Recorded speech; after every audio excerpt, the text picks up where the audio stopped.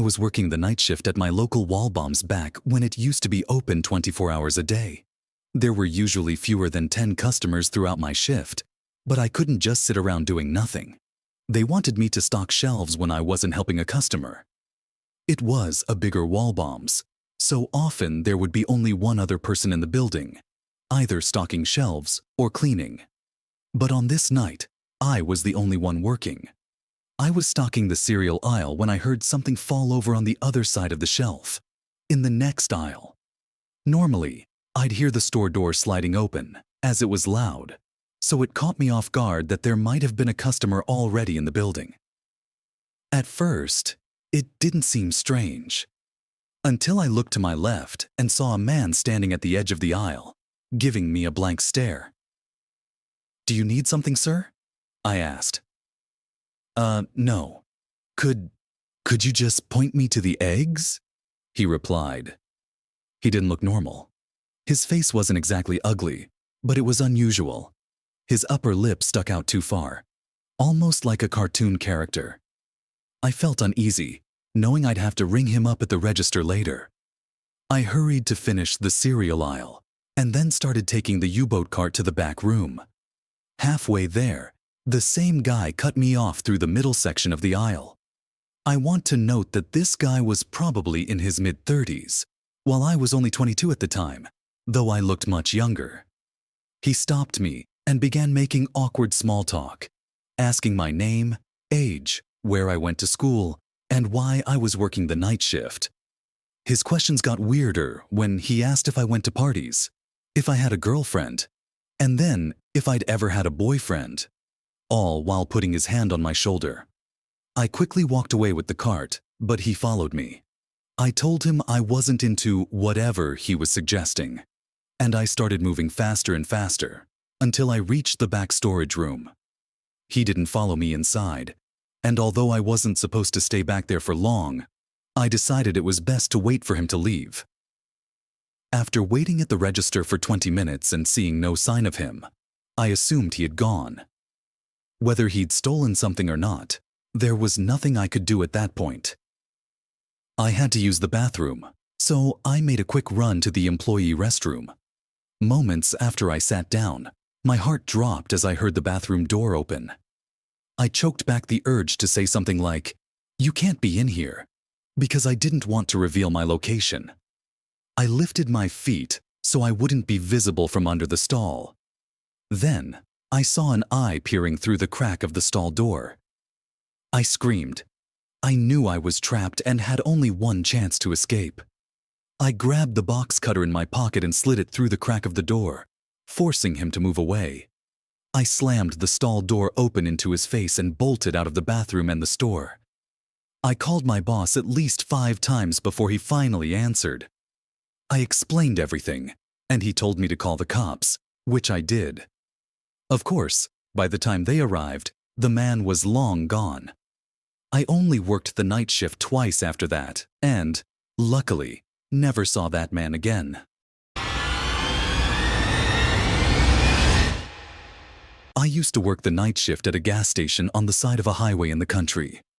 From midnight to 6 a.m., the road was mostly dead. I'd maybe have 1 or 2 customers in an entire night. It was a boring and depressing job, especially during the graveyard shift. But I just finished college and needed to pay off my loans. The only reason I kept the job was that my boss gave me an extra $5 an hour for working nights. One cold December night, I was doing my usual routine, reading the newspaper, playing games on my phone, when I noticed headlights pulling into the parking lot. It was a red pickup truck. A man got out and shut the door, but instead of getting gas, he just stood by the pump, staring at it. At first, I thought he might be confused, so I watched for a moment, wondering if I should help him. But then, I felt a chill run down my spine as the man slowly turned his head to face me.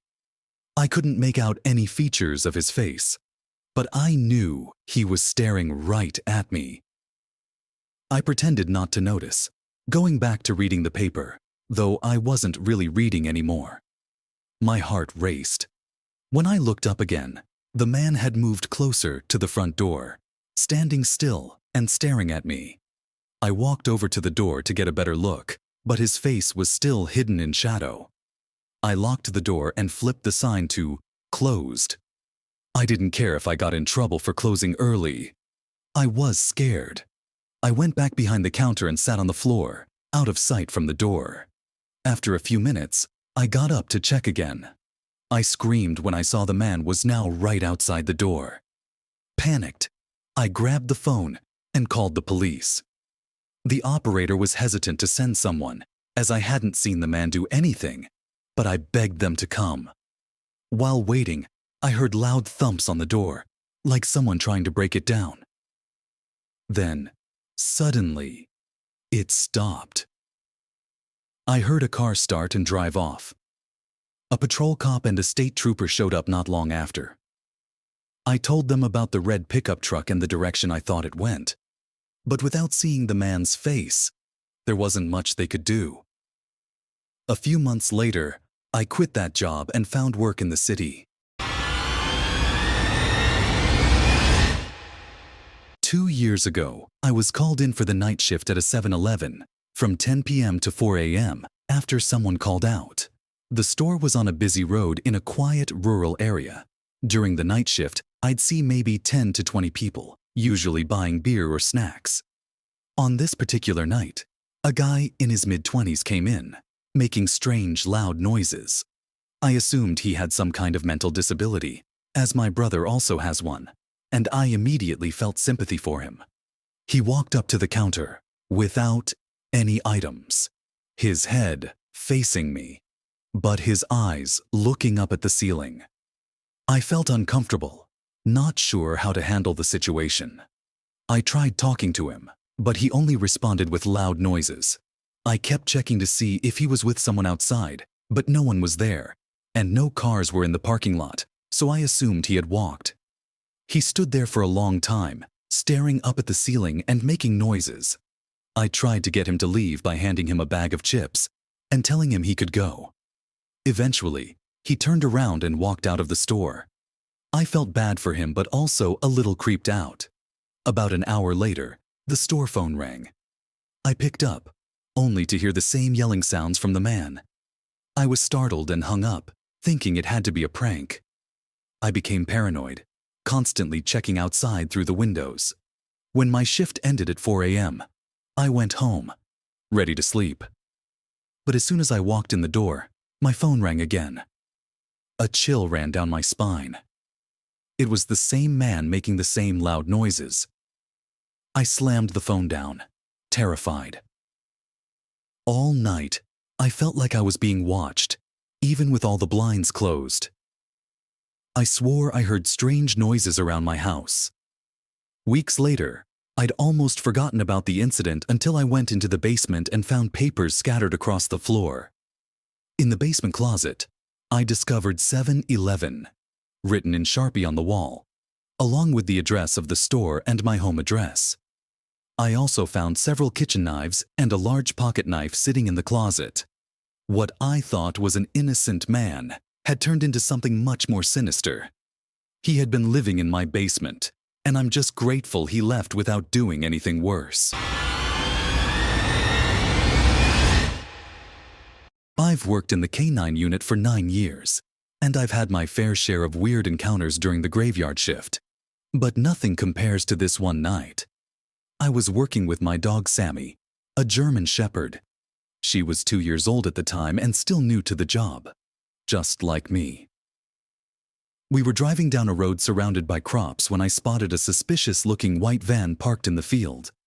Both of its doors were open. I flashed my lights, hoping someone would come out, but no one did. I parked the car and took Sammy with me to check it out. As soon as we reached the van, Sammy started going crazy, pulling on her leash so hard she nearly broke free. I opened the trunk, and a foul smell hit me like a brick wall. Inside, I found 7 full body bags, each with feet sticking out at the bottom. I immediately called for backup. While waiting, I heard a twig snap nearby, and Sammy lost it, barking like crazy. I didn't see anything at first, But then I saw a figure in the crops. I shined my flashlight, but they were too far away to see clearly.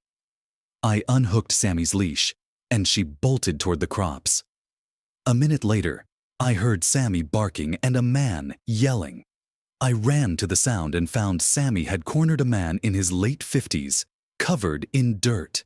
He was holding a shovel and trembling. I arrested him and found out later he was wanted for the murder of several people across 3 different states.